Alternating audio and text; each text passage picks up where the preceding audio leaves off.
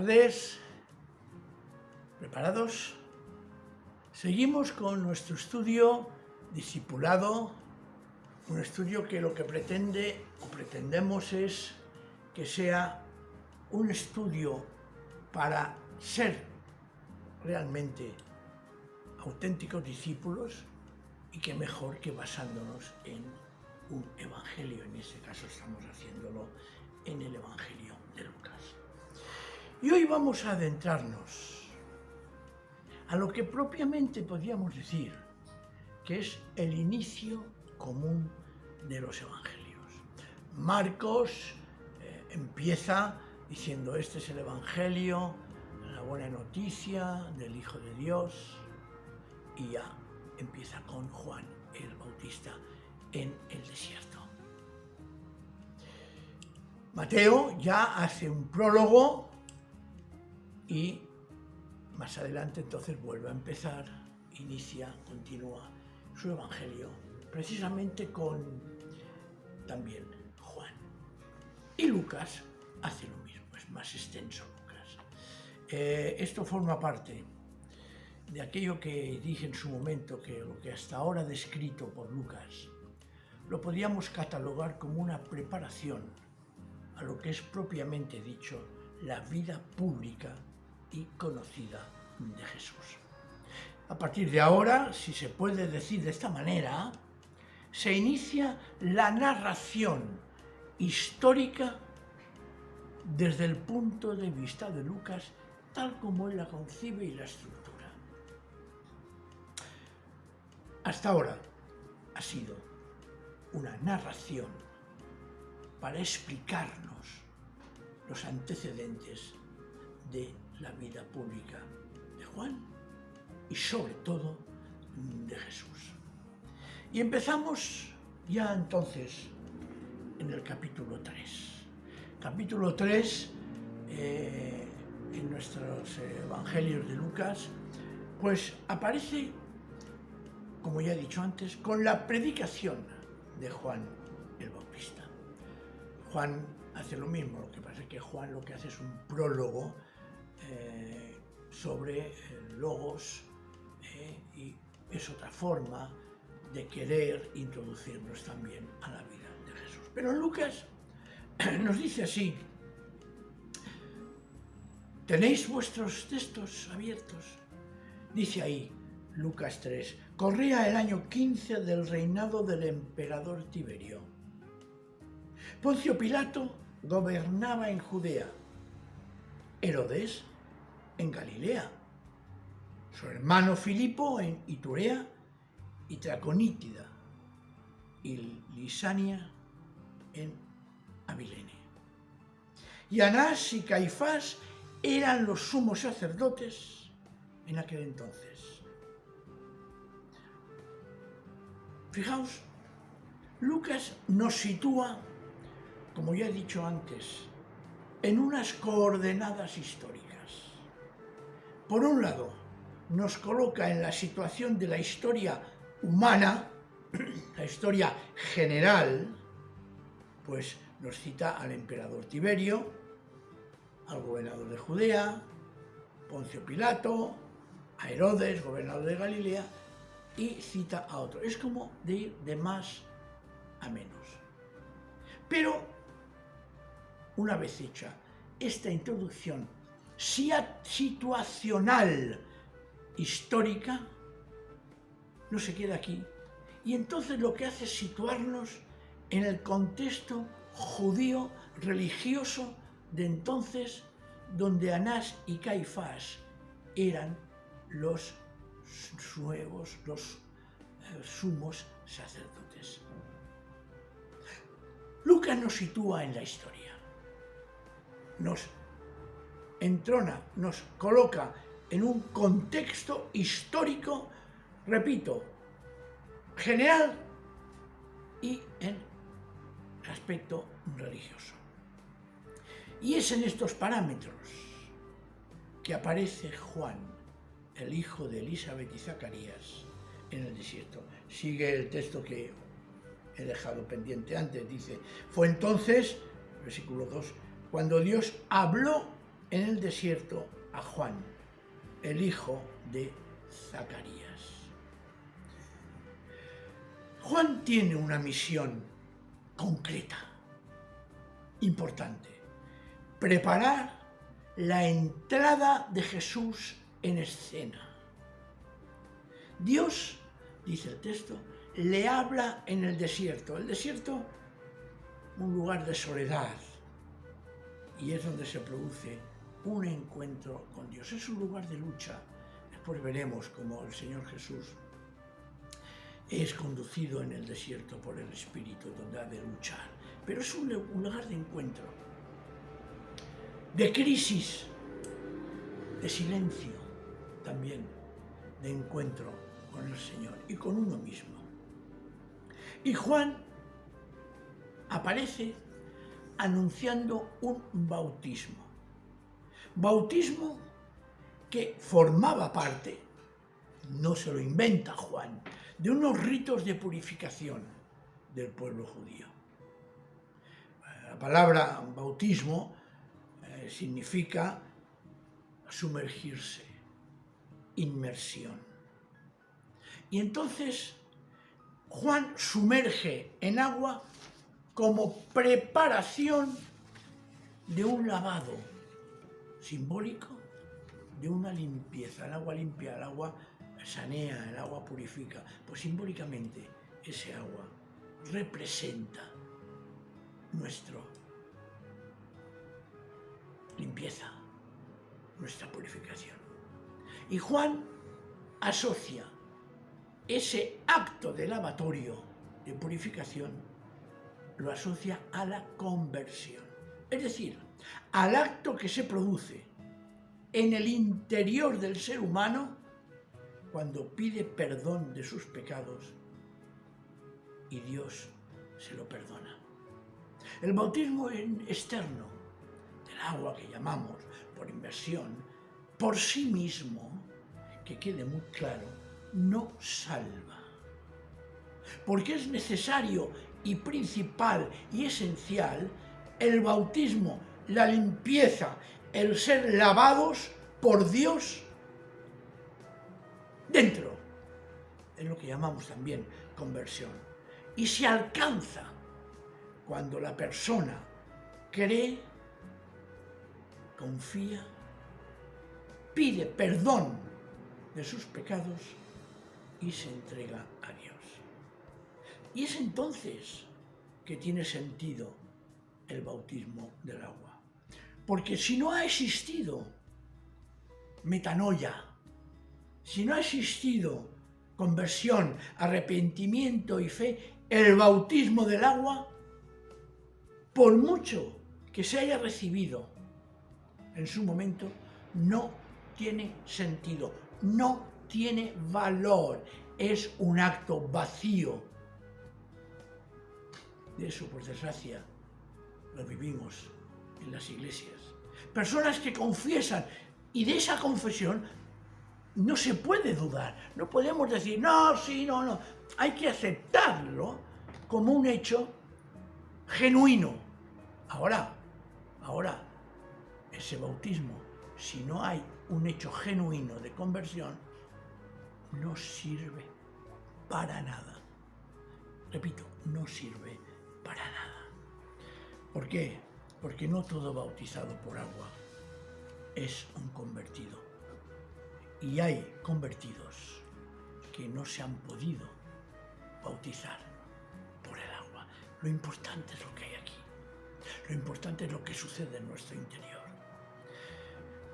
Otro detalle a tener en cuenta en este pasaje es que la proclamación del perdón de los pecados no es exclusivo de nadie. El pasaje sigue.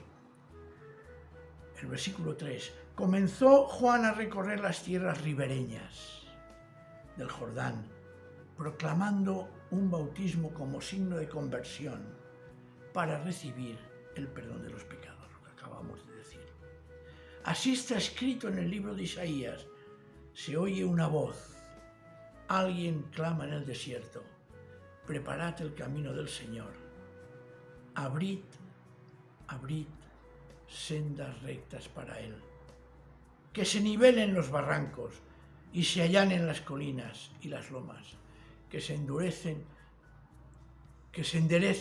los caminos sinuosos y los ásperos se nivelen, para que todo el mundo contemple la salvación que Dios envía. Es así, es así.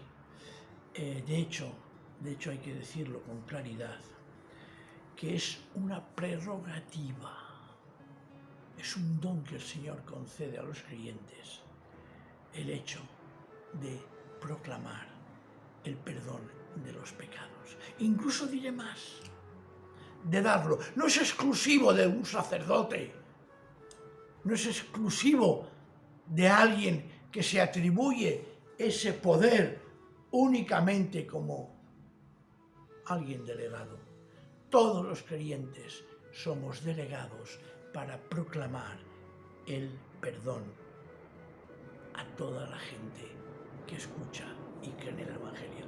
Con el Evangelio, lo digo, cualquiera de nosotros puede anunciar el perdón y debe de anunciar y afirmar que los pecados son perdonados a la persona que cree de verdad, que se ha convertido. En Juan 20:23 hay una escena en que el Señor Jesús se aparece a los discípulos. Dice, en aquel mismo primer día de la semana, resucitado, al anochecer, estaban reunidos los discípulos en su casa con las puertas bien cerradas por miedo a los judíos. Se presentó Jesús en medio de ellos y les dijo, la paz con vosotros. Sigue adelante y dice, sopló entonces sobre ellos en el versículo 22 y les dijo, recibid el Espíritu Santo. Pentecostés, que Lucas después describe en Hechos de los Apóstoles, no es el primero, no es el principal, no es el esencial. Aquí hay un Pentecostés que se da, como lo dice más antes, a los discípulos y a todas las personas que estaban con ellos. Podemos leer un poco antes y lo comprobaréis, que estaba María Magdalena y otros discípulos en ese momento. Dice, sopló entonces sobre ellos. Repito, Pentecostés, primero, recibid el Espíritu Santo. A quienes perdonéis los pecados, les quedarán perdonados. Y a quienes se lo perdonéis, les quedarán aunque no se lo perdonéis, se quedarán sin perdonar. Curioso. Ese don del perdón de los pecados se da a todos aquellos creyentes que viven el Evangelio y que al proclamar ese Evangelio podemos decir, mira, si crees, tus pecados son perdonados. Eso es un don y es una bendición. Es un don extraordinario y algo que realmente se nos hace imperioso hacerlo, se nos hace necesario, porque para eso somos llamados, para anunciar el Evangelio y el perdón de los pecados a todo aquel que cree. Y si crees, puedes asegurar a aquella persona que ha creído de verdad que sus pecados le son perdonados. El texto de Lucas sigue haciendo una referencia a profecías del Antiguo Testamento. Y por eso hemos leído antes Isaías 40, del 3 al 5. Lo he dicho muchas veces, siempre hay una referencia al pensamiento del Antiguo Testamento. Por eso insisto que a Jesús, para interpretarlo y conocerlo, hemos de verlo desde una perspectiva hebrea y no helenística. Se han hecho muchas interpretaciones subjetivas a través de una visión filosófica helenista. En el versículo 7 y 9 se nos dice: decía pues Jesús a la gente que venía para que la bautizara: hijos de víbora, ¿quién os ha avisado para que huyáis del inminente castigo? Demostrad con hechos vuestra conversión y no andéis pensando que sois descendientes de Abraham, porque os digo que Dios puede sacar de estas piedras descendientes de Abraham. Ya está el hacha preparada para cortar de raíz los árboles que no den buen fruto. Ese será cortado y arrojado al fuego. La gente preguntaba a Juan: ¿qué debemos hacer? Mirad, no salva ser creyente de manera heredada. Mis padres lo fueron, yo también lo soy porque, claro, mi padre lo fue y yo sigo la tradición y sigo creyendo. Eso no salva, salva la conversión personal. Tampoco salva por sustitución. Otros van a creer por mí. No. La fe es una respuesta personal y añadiría intransferible. Y además esa conversión, como estamos viendo, y porque sigue, ¿no? En el versículo 10 dice: la gente preguntaba a Juan: ¿qué debemos hacer? Y él contestaba: el que tenga dos túnicas, ceda una al que no tiene ninguna. El que tenga comida, compártala con el que no tiene. Se acercaron también unos recaudadores de impuestos para que los bautizara y le preguntaron: Maestro, ¿qué debemos hacer nosotros? Juan les dijo: no exijáis más tributo del que está establecido. También le preguntaron unos soldados: ¿y nosotros qué debemos hacer? Les contestó: conformaos con vuestra paga y no hagáis extorsión ni chantaje a nadie. Es decir, una verdadera conversión, un verdadero cambio, representa una acción. Se traduce necesariamente en la vida. Así que esta narración, que no deja de ser un resumen de lo que realizó Juan el Bautista, acaba con lo que es su propósito: preparar la entrada en escena de su primo Jesús. El versículo lo vemos claramente, ¿no? En el versículo 15 dice: así que la gente estaba expectante y todos se preguntaban en su interior si Juan sería el Mesías. Tuvo pues Juan que declarar públicamente: yo os bautizo con agua, pero viene uno más poderoso que yo. Yo ni siquiera soy digno de desatar las correas de su sandalia. Él os bautizará con Espíritu Santo y fuego. Llega bieldo en mano, dispuesto a limpiar su era. Guardará el trigo en su granero, mientras que con la paja hará una hoguera que arderá sin fin. Y sigue el pasaje. Con estos y otros muchos discursos, exhortaba Juan a la gente y anunciaba al pueblo el Evangelio. También se encaró con el rey Herodes, reprendiendo su conducta con Herodías, la mujer de su hermano, y todas las demás perversidades que había cometido. Entonces Herodes metió a Juan en la cárcel, con lo que colmó la cuenta de sus crímenes. Aquí vemos cómo, y después miraremos el próximo día, la comparación tremenda que hay entre Juan y Jesús en su predicación, en su actuación, en su anuncio incluso. Vemos cómo Juan se retira de escena y da paso a Jesús. Juan ha cumplido su misión. Juan cumple su función, que es preparar el camino de aquel que en nombre de Dios va a traer la venida del reino. Y lo hace de una manera humilde, sin excedencias. Él sabe que no es digno, como hemos leído, ni siquiera de desatar la correa de sus sandalias. Y lo hace con humildad, lo hace con sencillez. Después ya veremos el próximo día qué diferencia hay entre la predicación de Jesús y la predicación de Juan.